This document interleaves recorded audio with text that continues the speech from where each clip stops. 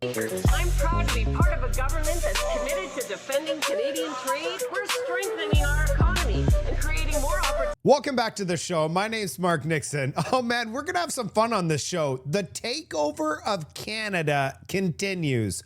On one side, we have a politician that's been in politics for a very long time, a current sitting MP, endorsed by the economic genius, Mark Carney, endorsed, and he was going to step down his MP position so that he could be the Ontario Liberal leader. So he was so confident. He's like, Mark Carney has backed me. I have all this experience. I'm all over the place. Everybody knows who I am. There's a problem, Canada.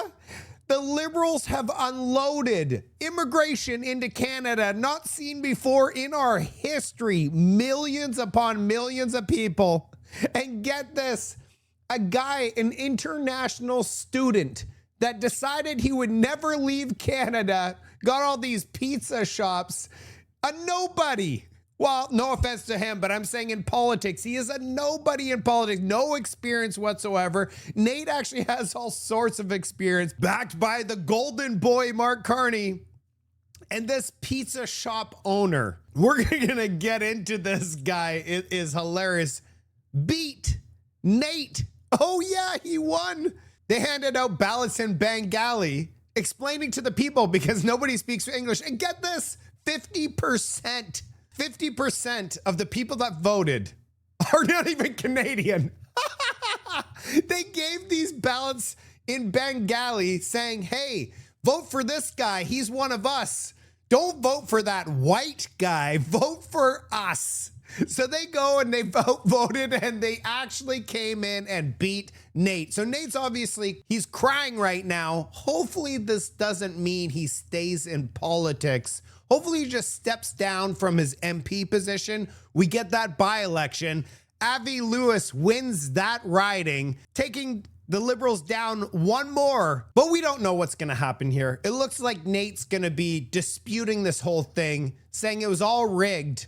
But isn't it sweet that the Liberals created these conditions and now they have to sleep in the bed that they have created? This is going to be a lot of fun today. Let's get into this report. Listen, update this house on the historic progress we've made to diversify Canadian trade. Thank you for all the work that you have done, and I want to congratulate the successful candidate who will represent Scarborough Southwest, Erskine Hafiz.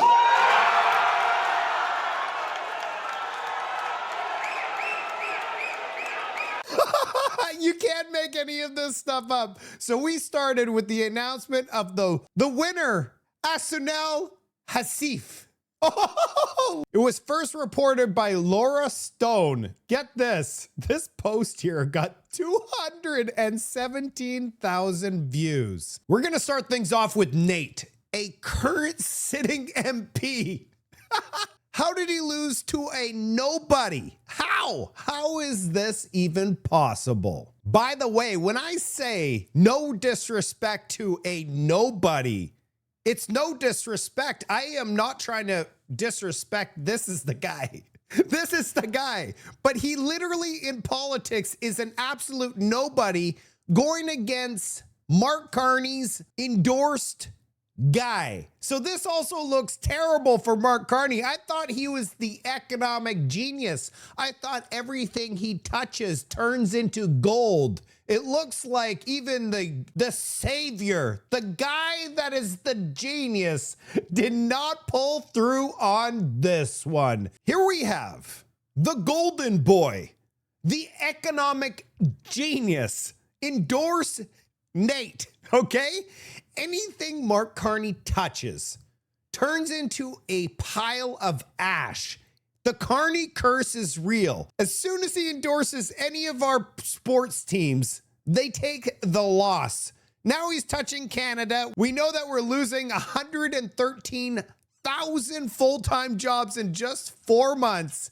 and this beautiful endorsement of Nate, and now Nate lost. You can have the ideas, you can have the hard work, but also to be really on the ground with your constituents, knowing what's going on, what their needs are, and working together.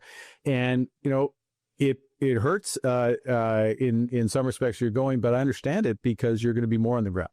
Working at the provincial level, working for the folks, I hope, in Scarborough, in healthcare and education, making lives better, helping to grow that economy, and we'll be right there alongside. You hear that? He says, I hope in Scarborough, but so maybe he's going to be trying another seat somewhere.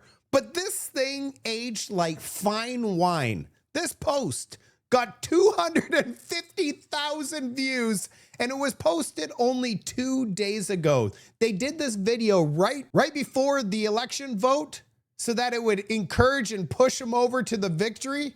Well, it didn't work. This wild upset occurred even with Nate attending this event right here, dressed up as a Muslim. He pandered to the Muslim community, thinking he would be able to win the hearts of these individuals. Unfortunately, they voted for their own. Check out how humiliating this is. I've been lucky to serve a really vibrant Muslim community. I was reminded recently that it was in 2014, I think. I was 29 running in the nomination. I was showing up at Eid Prayer in Dentonia Park, and I was helping to roll out the tarps, and it's been amazing to see our Muslim community grow in the East End and grow every year. So we have thousands and thousands of folks who join us now for Eid Prayer in Dentonia Park. This core message, I think, from tonight, this message of justice. Some people will see my advocacy over the years in Parliament and say, well, you're representing your community for sure, and that's part of it. When you care about justice and equality and human rights, then that core question of justice, but also an unwillingness to be silent, is incredibly important. These challenges around Islamophobia don't go away, and so when my colleague Iqra Khalid introduced M103, and there were far-right folks, sometimes in Parliament and outside of Parliament for sure, who were suggesting that politicians shouldn't support this, stood up and seconded that motion. When we see institutionalized hate in Quebec in Bill 21, called out Bill 21 publicly for its blatant discrimination, and then abroad, when you see the injustice of occupation. We saw UNRWA lose its funding. I was there to say we should bring that funding back. When you see complicity, you call out for an arms embargo. There were many of us, myself included, who repeatedly called for a ceasefire and a ceasefire and a ceasefire, and eventually said enough is enough, and highlighted voices who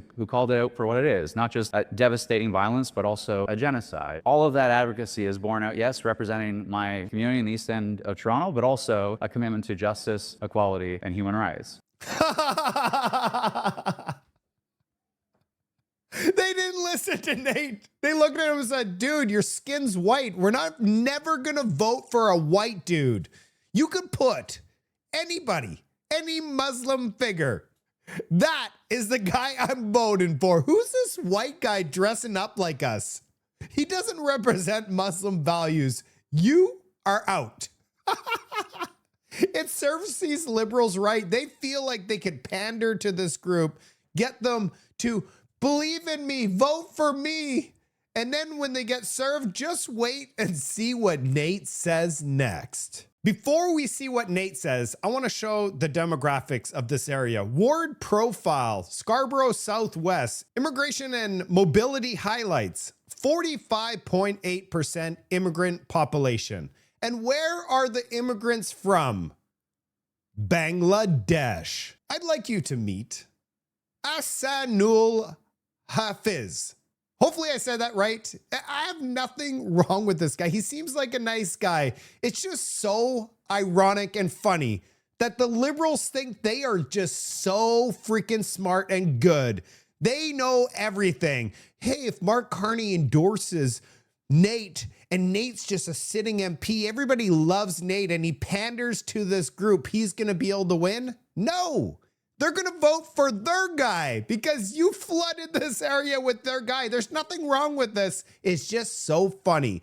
Azul Hasif understands what it means to work hard and build a life through determination and opportunity. When he arrived here in Canada as an international student nearly 25 years ago, where many of his friends, family, and community connections were based. Even as his career took him elsewhere, he always returned because it was where his community was. Today lives here again with his wife and children.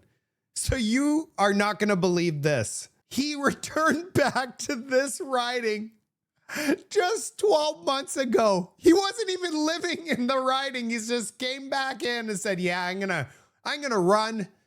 And he's going to go and beat Mark Carney's guy, Nate. As Harrison Faulkner here says, the high-profile Liberal MP that was endorsed by Mark Carney just lost to an unknown Bangladeshi national who was living in a different city just a year ago, was spotted handing out sample ballots to members entirely in Bengali for an Ontario Party nomination race. Take that in. Let's take a look at this ballot. Here's a sample ballot that they were handing out to the population in this riding. Look, it's not even in English. And it has this. This actually worked. And you're not going to believe this. The Hafiz guy on his Facebook account posted a brother something his sister shocking video. He's talking about incest and posts about it on his social media account. And there was controversy on his candidacy here. He had fascinations about Bangladeshi politicians being ended. That's right.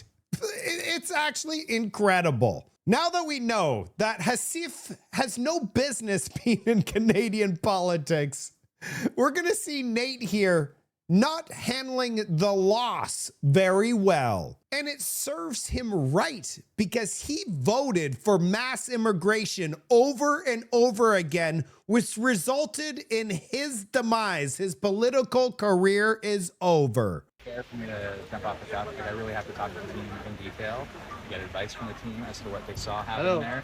I've spoken to a few scrutineers already who said they've never seen anything like it, and it's unreal what happened in there. So I've never seen anything like it. I In need terms of to- what, though? I Can you need give to- us I some need to do idea a of what you're full- talking I need to do a about? full debrief with That's the team. super vague. I wasn't in the room.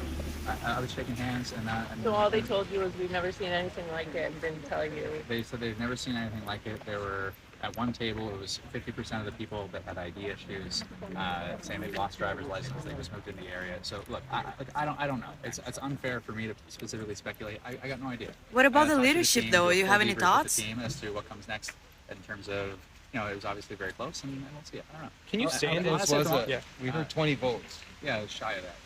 19? So are you concerned about the final results? Like, you don't think this is necessarily the legitimate result of this nomination? I would like to hear from every single person who's in that room on our team to understand what took place and what their feeling is, and if there is a legitimate reason to challenge. Obviously, given everything we've seen in the race to date, and some frustrations along the way with disallowing members, and then we see scrutineers in that room articulate concerns. I honestly, I have to do a full debrief with them before I decide next steps, before I decide if I really consider the outcome fair. Was this process fair for you? Do you find it that you guys have been... So as you can see here, Nate was not happy. 1,800 memberships were not counted. But there are questions why temporary residents were able to vote. As you heard, 50% were like, we don't have ID. We just showed up into this riding. And they were able to vote. And Nate lost by 18 votes. And as Marty from the North here says, what's going on here? 50% of the voters lost their driver's licenses. And as Upper Canadian Cavalier here says, this is a watershed moment for these white libs in Ontario. You can pander to the ethnics all you want, but at the end of the day, you will be replaced. So I kind of want to know what this writing says here. What exactly are they telling people to do? Please mark your ballot exactly like this. If you make a mistake, you can ask for help and get a new ballot. If you have any questions, please ask a volunteer for help. The irony here, you can't even write it. It's going to be written in history, in books, in the library, Canadian libraries. As table salt here says, be Nate Erskine Smith, Mark Carney's Liberal MP. Vote yes for every single mass immigration initiative over the last 10 years. Flood your own city with Muslims. Dress up as a Muslim and attend their events. Lose your riding contest to an unknown Muslim man and suggest voter fraud.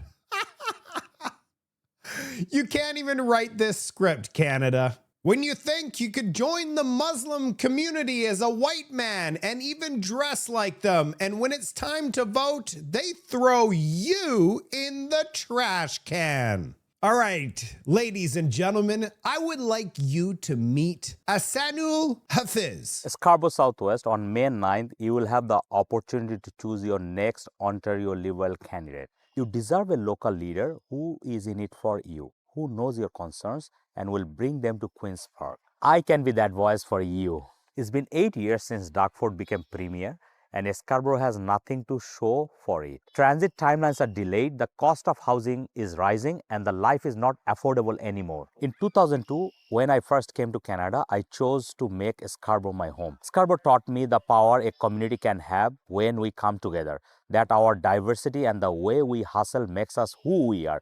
We deserve to have a voice who reflects our community at Queen's Park. Let's do it together, Scarborough Southwest. There you have it, Canada. Hafiz has taken down Mark Carney and the Liberal Party. What an incredible photo this is. A bunch of trash all over the place. A beautiful pride flag in the distance with Nate walking down this garbage-filled street, wondering what happened as he grapples and thinks about the consequences of his 10 straight year voting record, resulting in the consequences that he faces today. This is just so sweet. The garbage that the Liberals have created, the pride flag, and the consequences of the decisions the Liberals made. This photo needs to be framed and put in a museum across Canada. What just happened here will haunt the Liberal Party for the rest of time. This machine was built by Pierre Trudeau 60 years ago, where he felt he understood exactly what he was doing. He would choose to replace Canadian people because Canadian people would not vote for him enough. The machine worked perfectly, but now that same machine is devouring the class that built it. We really needed Nate to win this. That's the sad part, because if Nate won, he would step down as MP and he would go into the provincial politics, which would mean there'd be a by-election, and Avi Lewis, the new NDP leader, would have a great shot at winning that one, which would bring the Liberals' majority down to just one. And Wilkinson in North Vancouver, that one has gone 50-50 between the Conservatives and the Liberal Party. In history, the Conservatives could win that one as well, which means that the Liberals would no longer have their majority. So with Nate not winning this, it's not good for Canadians, but let's just hope that Nate steps down and triggers a by-election. I'm going to be following this story because it is so important that there is a by-election for Nate, and that opens the door to a non-confidence vote in the fall. Hope you're having a wonderful Saturday. I'll see you on the next report. The government that's committed to defending Canadian trade. We're strengthening our economy and creating more opportunities in my riding. I'm starting